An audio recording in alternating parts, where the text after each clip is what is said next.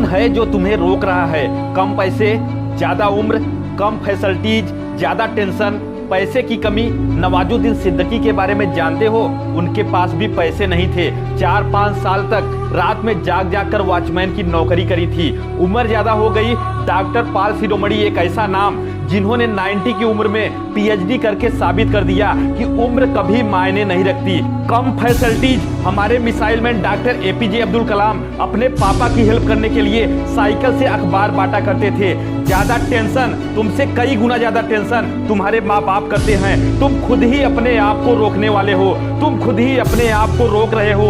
अगर तुम्हारे सामने वाले के पास तुमसे ज्यादा पैसा है, कार है, सफलता है, नाम है, तो उससे जलने की जरूरत नहीं है, क्योंकि वो बंदा डिजर्व करता है। उसने अपनी जिंदगी में चलते हुए तुमसे ज्यादा पैर घिसे हैं। जब तुम टाइम पास कर रहे थे ना, तो वो बंदा टाइम इन्वेस्ट कर रहा था। जब तुम पैसा उड़ा रहे थे ना, तो वो बंदा पैसा कमाने का तरीका ढूंढ रहा था।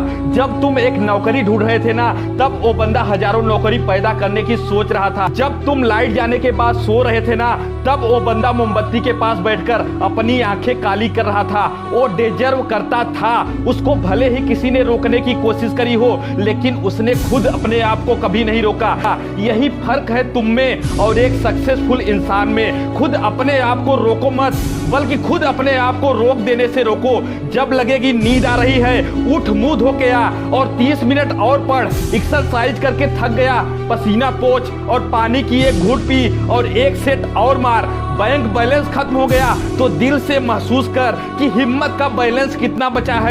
टेंशन हो रही है तो फोकस सॉल्यूशन पर डाल। प्रॉब्लम को प्रॉब्लम समझकर बैठने में प्रॉब्लम है। जब सोचेगा ऐसा तो एक और दमदार डिसीजन लेने का मौका है। तो प्रॉब्लम को प्रॉब्लम नहीं, बल्कि अपनी लाइफ का एक टर्निंग पॉइंट समझेगा। में सबने पढ़ा था कि बूंद बूंद से घड़ा भरता है, लेकिन कभी भरने की कोशिश नहीं करी। बचपन में सबने पढ़ा था कि अधजल गगरी छलकत जाए, आधे भरे हुए घड़े से पानी ज्यादा छलकता है। हमने बस थोड़ा सा क्या सीख लिया कि ये मान बैठे कि हम सब कुछ जान गए, कभी पूरा नॉलेज लेने की कोशिश ही नहीं करी। बचपन में सबने सीखा था आलस्य कुतो बिना। आलसी आदमी कुछ नहीं सीख सकता, और जब सीख ही नहीं सकता तो करेगा क्या? इस दुनिया में कुछ बड़ा करने के लिए आपको बिल्कुल ब्रांड न्यू करने की जरूरत नहीं है। उसी को नए तरीके से करके दिखाओ। फर्क काम में नहीं, फर्क तरीके में होता है। फेल होने वाला स्टूडेंट भी वही बुक पढ़ता है और टॉप करने वाला स्टूडेंट भी वही बुक पढ़ता है, लेकिन उनका तरीका अलग होता है और तरीका आता है सीख से। इसलिए सीख और कुछ बड़ा कर और देश और दुनिया में अपना नाम कर। जय हिंद, वंदे मातरम।